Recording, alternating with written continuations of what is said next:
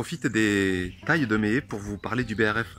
C'est une technique que j'utilise au potager et qui permet notamment de recycler les tailles de vos haies. Et en permaculture, donner plusieurs utilités à une branche comme celle-ci, ça peut être intéressant. Alors qu'est-ce que c'est le BRF? C'est le bois raméal fragmenté, c'est-à-dire qu'on va s'intéresser au rameau de l'année. Qu'est-ce que c'est qu'un rameau? C'est tout simplement une pousse qui a été faite cette année, c'est-à-dire que cette branche n'existait pas l'année dernière. Pourquoi s'intéresser au rameau plutôt qu'à une branche quelconque de plusieurs années? Parce que c'est dans un rameau qu'on va avoir toute la richesse, toute l'énergie d'un arbre ou d'un arbuste ou de vos haies. C'est là que vous allez avoir la molécule de lignine qui est en train de se finaliser, qui est en train de se construire. Mais elle n'est pas encore justement complètement construite.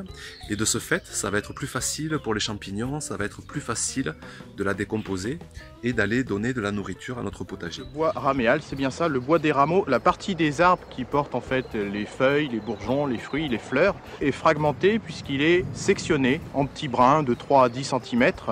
Et il en découle un usage pour nourrir le sol qui, lui, va nourrir les plantes qu'on souhaite y cultiver, que ce soit dans le domaine de l'ornement ou de l'alimentation avec l'agriculture. Je vous compare avec une branche de plusieurs années. Vous voyez, donc là on a une branche classique, hein, c'est tout sauf un rameau, c'est une branche qui s'est donc rigidifiée, où là vous avez une molécule de lignine qui est complètement construite. Et de ce fait, elle va être beaucoup moins facilement assimilable par les champignons, il va falloir plus d'énergie, il va falloir demander plus d'azote pour la détruire, et plus de champignons. Et on peut voir, vous voyez qu'elle est construite quand on perd la souplesse et qu'on arrive à un point de rupture qui fait que on voit bien que la molécule de lignine est construite. Si on reprend le rameau, regardez l'énergie qu'a cette branche. On plie, je veux dire, à 180 degrés. On peut même faire un cercle. Vous sentez vraiment l'énergie qu'il y a là-dedans. Et on va broyer, fragmenter ce rameau pour donner des portes d'accès aux champignons qui, eux, vont décomposer cette matière et qui vont donner à manger aux autres micro-organismes et notamment aux bactéries du sol qui ensuite vont donner à manger à nos légumes. Cette particularité de lignine contenue dans les rameaux va permettre aux champignons d'investir le bois, les rameaux, et de commencer à casser la molécule en constitution, cette molécule de lignine, pour la rendre digestible à toute la faune qui va s'installer par la suite. Donc ça fournit un excellent paillage pour votre sol. Après, je vais vous dire aussi qu'il ne faut pas faire n'importe quoi avec le BRF, il ne faut pas en mettre trop, il ne faut pas en mettre trop souvent, parce que c'est quand même une matière organique qui demande de l'énergie pour être décomposée, et surtout c'est une matière organique qui demande du temps, c'est-à-dire que si vous mettez, même une fois broyé, si vous mettez ça sur votre sol, les légumes n'auront pas à manger la semaine qui suit, ou le mois qui suit, mais les années qui suivent. C'est pour ça que personnellement, quand j'utilise le BRF, je complète l'apport avec des matières organiques beaucoup plus fraîches, comme le compost, comme le fumier, qui, elles, vont être assimilables par le sol, par les légumes, dans les mois, voire dans l'année à venir. Avant d'étaler le BRF, il est bon de fertiliser la terre, soit par un engrais. Bon, moi j'ai mis du fumier de cheval. Pourquoi ? Parce qu'au début du processus de décomposition de ce broyat de bois, les micro-organismes, les bactéries, les champignons, etc., consomment de l'azote. Donc il faut leur apporter cet azote compensé dans la terre par un apport d'azote, et donc les plantes vont démarrer très bien.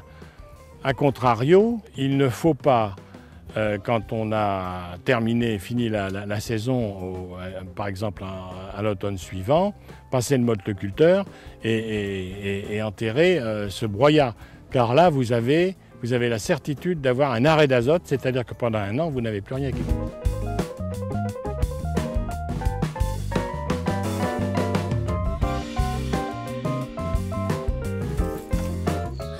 Donc voilà, un ensemble de feuilles, de rameaux fragmentés, broyés. Je vais garder un petit morceau pour vous montrer plus en détail. Donc ce rameau a été fragmenté, a été broyé, et vous générez donc une porte d'entrée pour que les champignons puissent venir attaquer ce rameau et le transformer en nourriture intéressante pour votre sol et pour les autres micro-organismes de votre sol. Alors après, attention avec le BRF, ne pas faire tout et n'importe quoi.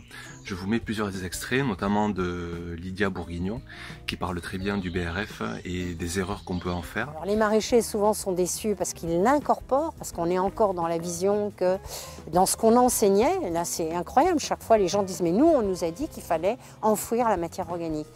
Eh bien en forêt, vous ne verrez jamais les feuilles enfouies, elles sont toujours à la surface. Donc il ne faut pas enfouir la matière organique. Donc il faut le laisser, comme dans la nature, en surface. Mais je le dis bien parce que chaque fois qu'on fait des conférences, maintenant les gens, c'est le nouveau truc. Hein, on a sorti ça presque du chapeau et tout le monde pense que bon, du bois raméal fragmenté, il faudra en mettre tous les ans. Non, le bois raméal fragmenté, c'est pour restaurer un sol. Si on a un sol qui est vivant, un compost suffit largement. Je pense dans un premier temps, l'intérêt il est d'axer vers la récupération. Je le disais avec tout un tas de partenaires. Alors selon qu'on est dans un contexte urbain, avec la collectivité, avec son voisin, avec les agriculteurs quand on est dans un contexte rural et les forestiers. Donc basé sur la récupération de quelque chose qui n'est pas valorisé ou en tout cas qui est détruit dans le cas des brûlots. Et c'est là à mon avis en termes de prévention carbone, il y a quelque chose de très fort et de très efficace à mettre en œuvre. Moi, j'estime que sur la ferme, je suis à 80% d'économie d'eau. Alors, ça représente un coût économique, mais surtout, ça représente une capacité à être indépendant, c'est-à-dire ne se servir que de l'eau qui tombe du ciel. Quelle est l'épaisseur conseillée du BRF? Environ 5 cm. On peut aller jusqu'à 8. On peut également descendre à 2 ou 3, c'est selon la quantité de matière dont vous disposez. L'itinéraire technique employé dans l'usage du BRF permet une indépendance du sol, c'est-à-dire une autonomie du sol, qui dure entre 4 et 5 ans sans apport de bois raméal fragmenté. Au jardin, et ça c'est pour les incrédules, je dis faites un carré d'1 mètre sur 1 mètre, avec 3 à 4 cm d'épaisseur de broyat, et vous allez voir de vous-même comment ça fonctionne. Et vous allez vous comprendre qu'avec un petit jardin, on est capable d'avoir une autonomie alimentaire qui défie toute concurrence. C'est un peu comme ce que disait Pierre Rabhi à une époque sur la surface minimum pour être autonome. Le jardin, avec du BRF, permet ce genre de choses.